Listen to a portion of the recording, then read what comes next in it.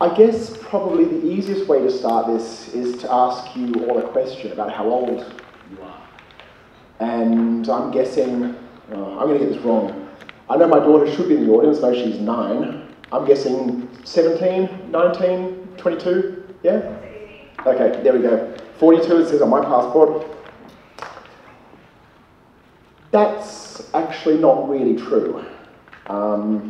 Not really true at all. In fact, most of you is only a few months old.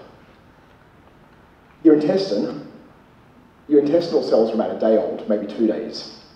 Skin cells, maybe 2 weeks. Blood cells, a couple of months. Heck, even your bones at most are 10 years old. And what few people realise is that we humans are all, and all living creatures really, are the ultimate blank slate. We're constantly evolving and constantly in a state of flux and change and development, renewing and rebuilding ourselves to be the best possible person or organism that we can be to suit our environment. And I guess this is an issue that's fairly close to my own heart and something I think I have a degree of experience with. And so I'm going to start with a picture, and this, I'll be honest with you, this is a picture that I actually very, very nearly deleted, and I kept on a zip drive somewhere, and one day my wife told me not to delete it, because if you don't remember, you might end up forgetting. That was me 9 years ago, and it was actually just after the birth of my first daughter, Amelia, and that's Amelia in my hands there. That day for me was my blank slate. And I guess for Amelia, that was also her blank slate, if you think about it. Let's fast forward to the present. This was taken 2 months ago, this picture here. Same me, obviously same daughter, just 9 years ahead. And I guess when I think about it, probably actually not really the same me and not really the same daughter. As I said to you, we're both, at a cellular level, entirely different than we were in those 2 pictures. Why do our bodies do this? You know, why do we change and modify and adapt and adjust? And really, I guess there's one simple reason, it's to survive. And in essence, it's to survive long enough to pass your DNA on to the next generation and keep the species going. Our bodies are designed to constantly adapt and give you the best chance of survival in your environment. But I guess the real question in this environment is not maybe how, or not really why, but how do our bodies adapt and adjust?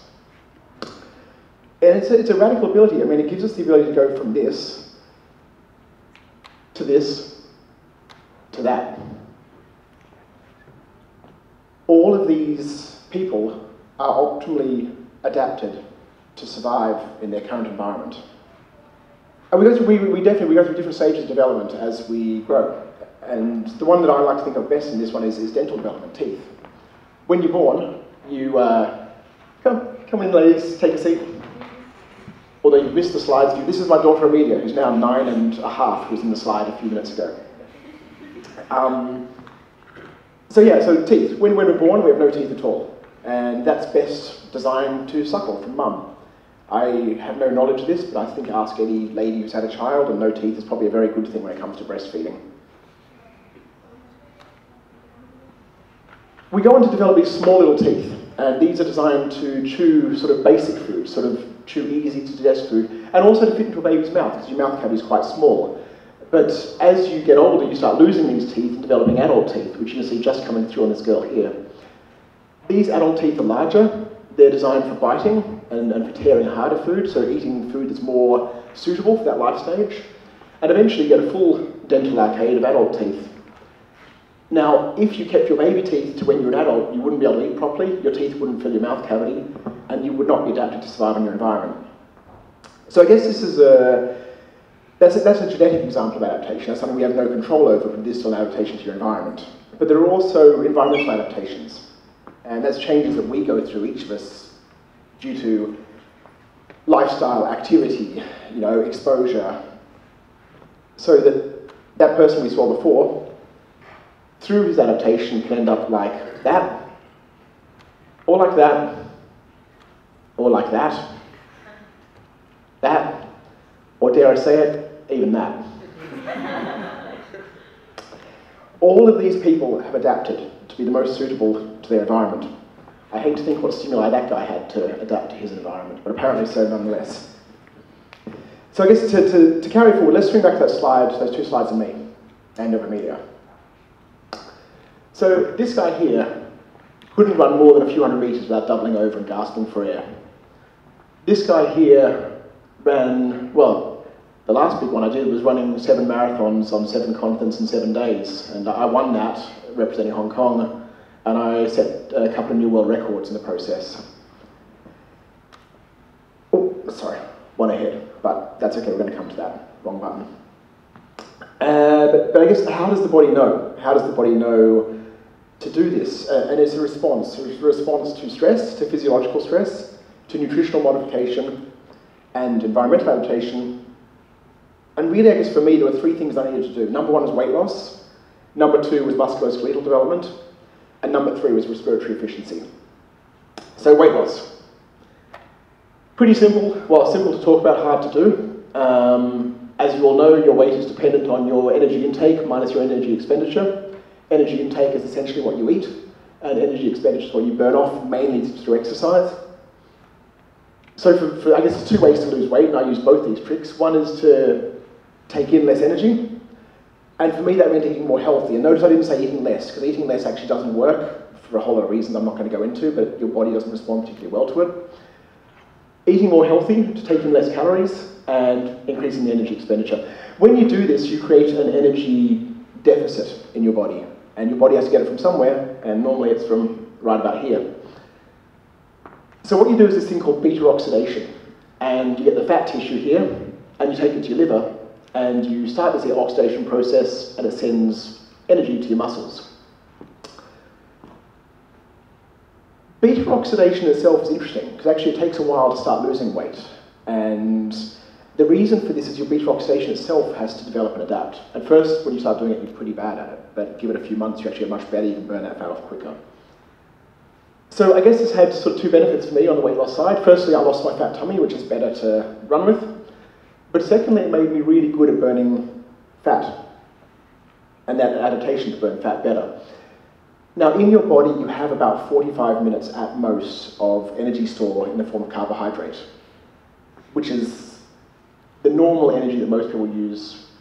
But when you're running a marathon, a 3-4 hour race, that's pretty useless. 45 minutes ain't gonna last long enough.